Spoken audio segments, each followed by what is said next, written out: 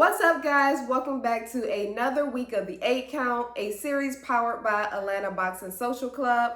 I'm your girl, JasmineK, delivering weekly boxing updates. This week, we're getting into the performance review of Teofimo Lopez versus Jermaine Ortiz. We're talking marquee matchups that were announced earlier this week and some that are in the making, as well as talking about someone's entering into free agency and much more. Without further ado, let's get into this 8 count. 1, 2, 3, 4, 5, 6, 7, 8.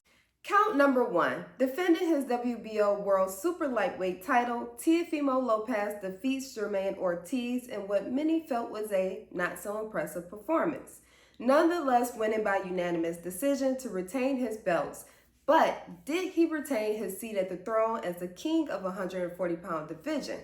That is the question, and there's so much more to unpack from this fight, so let's get straight to it. Since announcing his retirement and being out of the ring for the last 8 months, in addition to all of the talks pushing the narrative that he is this bigger star than what many are giving him credit for, as well as through all of the demands to respect him as one of the greatest, a lot of us were expecting for Teofimo to come in and to make a statement to back up all of the things that he had been saying. But Jermaine Ortiz had other plans for this that some of us did not expect. From round number 1, Ortiz came in setting the tone and establishing the pace of what would be for the entirety of this fight that went the distance.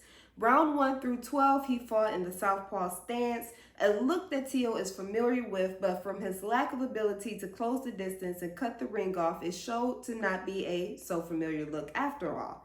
Ortiz had a solid game plan, almost brilliant in the way he exposed Teo's weaknesses. That is, fighting out of that southpaw stance, using the ring to his advantage, displaying movement, using his footwork and speed, and establishing distance and fighting from range. It was impressive to see him maintain this strategy throughout the fight. The first half of the fight especially, I felt he fought at range well, being offensively active, but it was the back half of the fight that I felt when he wasn't as active offensively, turning back to the center of the ring, it ended up hurting him in the long run. Here's where I'm torn. This was not the first time Teofimo faced a southpaw and saw this type of style of a fight. I simply don't know if Teofimo was incapable of cutting off the ring, or if he was so fixated on landing the right hand that he just froze that left hand for majority of the night.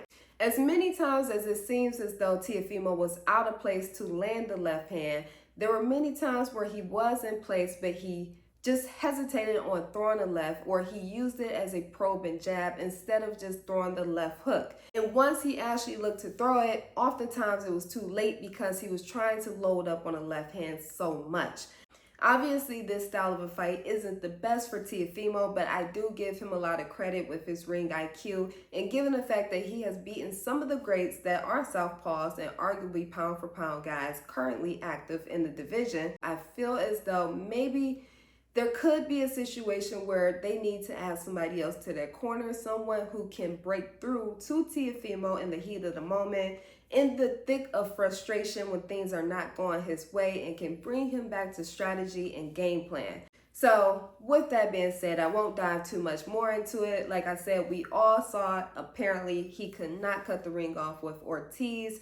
A lot of people feel as though the ring was too big, and I mean, with a guy with that type of movement, that speed, and someone who is running, how can you cut the ring off with him? There's ways, and there was windows for him to do it, and I feel like Teofimo just allowed for those windows to pass. And that's neither here or there. Again, won't get too much into that. So let's move on to what's next for both guys. If I'm putting on my manager hat and my promoter hat, I think that there's going to be a lot of buzz around Jermaine Ortiz given the performance that he put up against Teofimo and his display of his ability to box. So I think what's best for him going forward is to kind of step away from challenging all of the top guys at the super lightweight division and taking a different path of fighting guys that makes him look really good, building his name even more now off of the hype that he is receiving from this fight with Lopez. And then once he gets a couple of fights under him where he looks really, really good and he's dominating guys and he's gotten his name out there even more, I think now he jumps back on the road of challenging all the other guys at the top of the division. So what's next for Teofimo Lopez? Well, we had Keyshawn Davis aggressively call out Teofimo Lopez despite his wishes of not doing so. Teo has made it clear that he needs to get a belt first before he even entertains that fight, so that's not going to happen.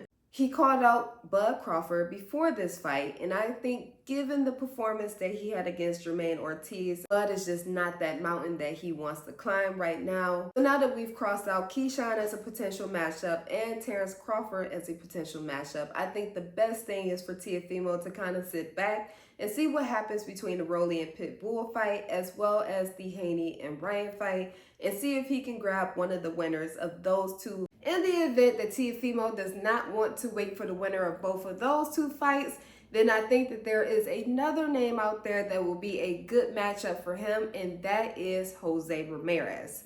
Jose Ramirez is formerly signed to Golden Boy, and with Teofimo's close friendship with De La Hoya, I think that that will be a good fight that they could come together and they can make happen, and hopefully for a substantial amount of money and maybe even pay-per-view. But we'll see what happens. I'm sure it won't be long before Teofimo lets us know the route that he is looking to take. Count number 2. Keyshawn Davis advances his career record to 10-0 with 7 knockouts as he gets the win in the 6-round TKO over Jose Pedraza. Coming into this matchup, a lot was on the line for Keyshawn Davis as he had been on record admitting his weed addiction and overcoming and feeling as though he was back on track and that he was going to put on a dominating performance, not only because he felt himself at that level, but because he felt as this was his opportunity to get closer to a title shot, and I think that is exactly what his performance solidified for him Thursday night. By the end of the 3rd round, Keyshawn Davis was all gas and no brakes as he was putting combinations together, and there was only a matter of time before one of these punches landed on the right spot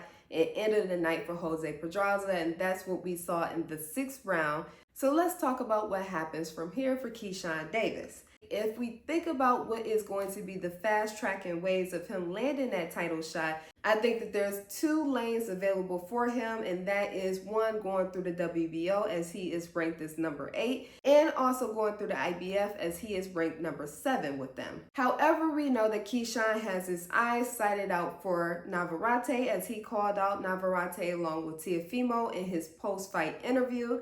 So let's entertain that route if we will. We know that Navarrete has been ordered by the WBO sanctioning body to fight Berichek for the vacant lightweight title.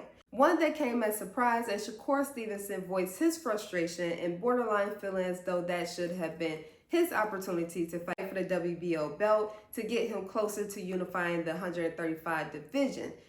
Although that did not happen, is not to say that it could not happen, but let's add this twist to it with Shakur Stevenson entering into free agency after reportedly one more fight left on his contract with Top Rank. That puts us in an interesting dilemma, if you will, between which guy will Top Rank push for that WBO title shot. I think all things considered, with the possibility that Shakur does not re-sign with Top Rank, then it will make more sense for Top Rank to push Keyshawn to get that WBO title with Navarrete. That is, if Navarrete beats Berichek like we all are expecting him to do, then I think Keyshawn is going to be the one that Top Rank pushes next. Now, will we get that in the very next fight for Keyshawn Davis? I don't know, but I think that a title shot is in the near future for him, and I think that we definitely see him in one before the year is out. But we'll have to stay tuned to see what happens and what comes of this. Count number 3. Speaking of Shakur Stevenson and Top Rank, rumor has it the 3-divisional champ, 21-0 and current WBO world champion, has one more fight left on his contract with Top Rank, and he has already declined a deal to extend and re-sign with Top Rank. So with somebody entering into free agency very soon, let's talk what promotional company makes the most sense in his next chapter coming up. Where we know that there's 2 things on the checklist for Shakur Stevenson and one major pain that he has been dealing with. That being his inability to land bigger fights with guys within the lightweight division. So who scratches off these problems for Shakur? That is 1, getting him in the bigger fights, and 2, getting him in more title fights, as his goal is to unify the lightweight division. and potentially moving on to become a 4th divisional champ. Well, let's think about who are the guys that Shakur has called out recently publicly. Well, we know he has been gunning for Tank, but Tank seems to not be interested whatsoever in making that fight happen. However, Tank is currently signed with PBC, so let's keep that in mind as we go through the other guys. We also know that he called out Devin Haney, but since then, Devin Haney has left and vacated his titles at the lightweight division to step up in the super lightweight division as he took on his fight with Regis Progress and won, and is now moving on to fight Ryan Garcia. So we scratch him out of the equation for now at least. Then we also know that he has called out Navarrete since Navarrete has decided to step up from the super featherweight division to fight for the WBO in the lightweight division. Navarrete, by the way, is signed by Top Rank. Again, keep that in mind. He's called out Frank Martin. At one point was very close to making a deal for that fight, but that did not surface on the table, and Frank is signed to PBC, a potential option for him, but as of yet, he has not been able to land that fight. We know that he has aggressively been calling out Loma and really wanting that shot with Lomachenko, although Loma has now a fight set up with Kambosa, but Loma is signed to Top Rank currently, and so is Kambosa, 2 guys that Shakur has gone on record publicly saying that he would want the fight with them, obviously wanting Loma over Kambosa, but still would like to take the fight with Kambosa. So, in that, we've named 3 guys that are currently with Top Rank and 2 that are with PBC. Nonetheless, he has not been able to get those fights under Top Rank, so I think that pushes them to the side, and now we entertain some new names for who he may sign with next. Given the fact that he wants to be in the bigger fights now, and we think about what makes the most sense for what it is that Shakur wants, I think that PBC is probably going to be his number 1 option.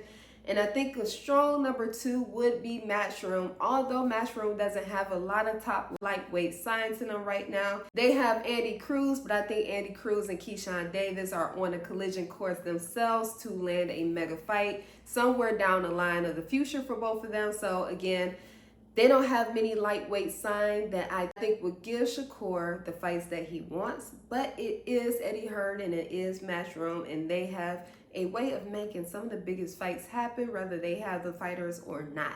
So I think that those are the 2 top promotional companies that he could sign with, one being PBC at the top of that list, and then Matchroom, but we'll see who he signs with and if this is even true. Count number 4. Earlier this week, we got the news that a deal was near and done to solidify a fight between Haney and Garcia. And later this week, we finally had the announcement that the fight is taking place April 20th in Las Vegas. Well, this didn't take long to come back full circle after Ryan Garcia suffered some public humiliation and maybe even some karma. I was surprised the first time that Ryan actually wanted to make this fight happen. And here I am again surprised that we are actually getting this fight for real now. I still feel the same in the sense that Devin Haney is just a little bit too much for Ryan Garcia. Haney, in my opinion, is closer to being a complete fighter as opposed to Ryan Garcia, who has shown us multiple different versions of himself within the last couple of years and the last couple of fights. So I think that this is going to be a shutout performance, similar to what Haney was able to display against Regis Progress. I'm not trying to be too harsh, but I just think that this is not the best fight for Ryan. But Ryan wants to make money, and I think that this fight is definitely going to make him a lot of money. All things aside, however, I think that this is a phenomenal opportunity for Devin and a huge win for Team Haney as they finally get their dancing partner. And speaking of dancing partner, these 2 wasted no time in showing us that both of them can tangle. Check this out. Yeah, it's giving old school Jerry Springer, old school Murray meets boxing. But you know what? I'm here for the action. And again, I think that this is going to be a great entertaining fight, a great entertaining of a lead up to a fight. But we'll see what comes April 20th. One thing for sure, I am interested to see what those odds are going to be closer to the fight. Count number 5. While this fight has not been formally announced, there has been plenty of talks that it is in the making, and that is Canelo versus Crawford. If that is the case and we see Canelo versus Crawford, I think that this is going to do pay-per-view breaking numbers and that they are going to shut Las Vegas down. It's hard for me to pick a dog in this fight knowing the significant weight gap that stands between these two. That is Crawford in his last fight fighting at 147 despite the talks of him going up to 154, and Canelo currently fighting at 168. However, I would like to note that once we get past the weight and we get past the power of Canelo, there's one thing that I think that could give Terrence Crawford the edge, and I think that this is a very big thing. That is his ability to present multiple styles, whereas Canelo only fights for one style, and that is that pressing forward, stalking you in your face. But what I'm saying is Crawford presents many different styles. He's a switch hitter. He can fight in the orthodox stance or the southpaw stance and be just as effective. He's very precise with his shot selection. He knows how to counter exceptionally well and has gained the reputation and respect for being able to make his opponents pay whenever they make a mistake, as well as his slick movement and great footwork. So I think with all of these different things, and again, being able to present many different styles, I think that this is one thing that could give Canelo some problems. But again, we would have to get past the weight and the power of Canelo. And I don't know, those two things may be too much for Crawford to be the victor, shall we get this fight. Regardless of the results of this fight, both of these guys etched their names in the history books, and we get a great fight, potentially fight of the year with this one. I'm looking forward to it. I hope that we get it and it's not just talks and rumors, but we'll see. Count number 6. With Crawford shifting his focus to making the Canelo fight and reportedly the Crawford-Spence rematch being off the tables, the question is, what is next for Errol Spence Jr.? Well, I think it goes without saying that Spence's next fight back needs to be a perfect match. That is one that complements his style and is winnable for him to look good in. Since it's known that Spence doesn't do tune-ups, I think the perfect return back to the ring would be against Conor Benn. There's already some energy there that can make a great build-up, but when we look at the styles of both of these guys, I think that this is a great fight for both of them. Conor Benn trying to continue to build his name in the States, and for Spence to make a great return and to be in a fight that is very winnable for him, and not only winnable, but one that he could potentially dominate in. I think that this will show a glimpse of the old Spence and will shut down any question of if Spence still has it. But we know that Conor Benn is in aggressive negotiations and trying to lock down a deal with Tank Davis. So we'll see what happens with that and if it even makes sense for the Conor Benn and Spence fight to take place. So I think Mario Barrios would equally be a great return fight for him. That is if he stands at 147. Until then, we'll just have to sit back and wait for Spence to make his next play. Count number 7. In all of the noise of who's the face of boxing, and even Floyd Money Mayweather himself pitching in on this debate, giving his crown to Canelo Alvarez, Ryan Garcia, and Tank Davis, we now see a recently release of the top grossing fighters of 2023. That is Tyson Fury coming in at number 6, making reportedly $40 million in his single fight versus Ngannou in Saudi Arabia last year. Then we have Ryan Garcia at number 5, making $41 million in his 2 fights between Tank and Oscar Duarte. Tank Davis coming in at the number 4 spot at $43 million in his single fight versus Ryan Garcia. Then you have Jake Paul, who landed the top 3 spot at $47 million. Anthony Joshua coming in at the second highest grossing spot with $55 million in his last 3 fights of what was a very active year for him. And to be expected, the king himself lands a spot at number 1, Canelo Alvarez, making $66 million in his last 2 fights against Ryder and Charlo. Now, one could make a very strong argument that Tank made more in one single fight than any of these guys in the reported top 6. So he's the face of boxing, potentially. But I think in also consideration, we should compare dancing partners that help these guys make their M's. Hopefully this is further encouragement for these guys to make the biggest fights happen as much as possible. We sort of already see that with Ryan Garcia, as he is taking on Devin Haney in a matchup that isn't necessarily going to give him the odds, but he's willing to take the chance for the payday. So we'll see, as both of these guys chase greatness, who else is going to land the top of 2024. Count number 8. In all of the news of big fights being announced this week, we end the 8 count with a bit of some shocking news that has already been put out there. That is the Fury versus Usyk fight being postponed to May 18th due to a cut that Fury sustained just a few weeks before their fight in a sparring session.